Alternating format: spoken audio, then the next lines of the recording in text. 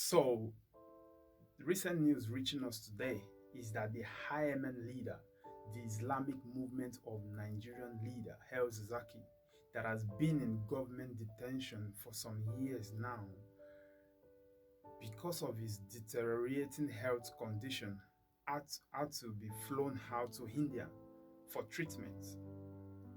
And on getting there, he was complaining that the federal government was trying to interfere in his medical procedure.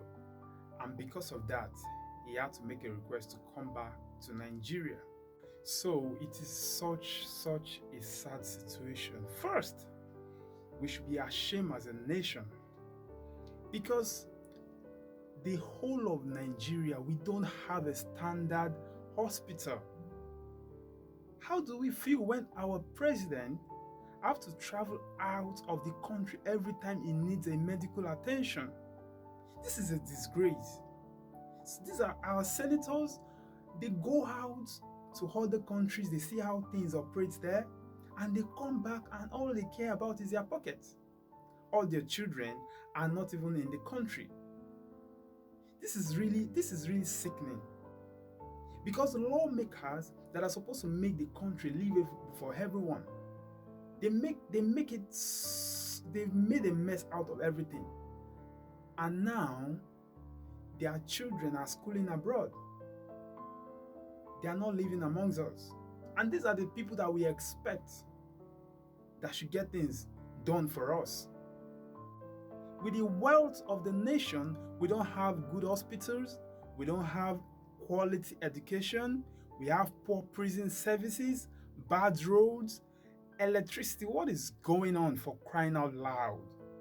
And then someone comes out and says revolution now, a peaceful revolution, so to say, and he has some requirements ranging from security, education, empowerment of youths, and all of those are the requirements of the revolution. And what is the federal government's reply? Is to arrest him. This is we are not in a dictatorial regime. This is supposed to be a democracy. And what is going on today? These are quite unfortunate situations. And this is not supposed to be acceptable by we Nigerians. Because these lawmakers and politicians, they are there to serve the masses. But what are they doing instead? They are serving their own purpose. Come on.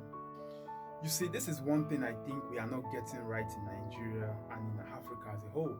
You see, all around the world, the government people, they are not to be trusted. They would not do the right thing. It is left for the people to force the hand of the government to do the right thing. I think this whole situation, I'm not even really going to blame it on the government, because governments are just few people out of the 200 million Nigerians that we have. And if just few, not even up to 100 people, are controlling the lives of 200 million people in the direction that is not right, then I don't think I can even blame the few people, because it is we that allow these things to happen all around the world. People demand their governments, their president, their governors, officials, senators to do the right thing, holding them accountable. And when they are not doing the right thing, everybody goes out there, protest against them, engage them, and make sure that they do. Just look at UK, look at America, look at France, look at all these countries. You know, why can't we emulate such system where we all come together? I even think the one problem is that we Nigerians, we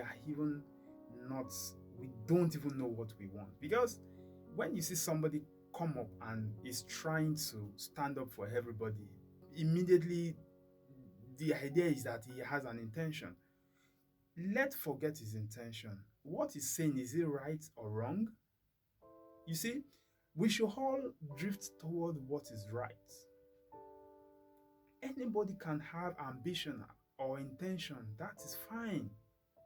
But what are they standing for? What are they saying? What they are saying against the other person, is it the right thing? So I think we really need to put our religion, political, tribal bias aside. It's not being a Christian or a Muslim. It's not about being an Igbo, Hausa, or Yoruba. No, it is about ideas. It is ideas that will move us forward as a nation. Let's follow the people with ideas, not people from our tribe. We should all be one Nigeria. We should have a common goal. So the thing is, we Nigerians, we have to know what we want and we have to be serious about it. Because we don't want a nation where our own children will still come and go through the same thing. They will still have the same complaint, the same problems, the same situation, the same, even worse. Because things are even getting worse. Come on, we have to stand up. We have to, it's not about, it has nothing to do with violence. It has nothing to do with forceful taking over of government. It has to do with dialogue. It has to do with dialogue. You know, your representative in your local government chairman, your councillor, your governor, your senators, our ministers, we have to engage them. You understand? You don't appoint the right person in a political post and leave them for 4 years. They are not going to do anything. Every month, every week, every day, we have to be asking them, what exactly is your plan, Mr. Minister? What exactly is your plan, Mr. Senator? What is your manifesto as a governor? Let us know. And then there's a timeline. If you tell us you're going to do this in 3 months, in 6 months, in 1 year, we are checking on you. We are making sure you're doing it. But the problem, this is what happens everywhere around the world. Everywhere around the world, people hold their legislators, their leaders accountable. You don't wait. You don't appoint a messiah and wait for 4 years to see what they have done. It is all the way. Results. We have to be seeing results. So I think at this point, what we need to do, especially we youths, is to engage our leaders. It is very important to engage them. It is an open debate and dialogue.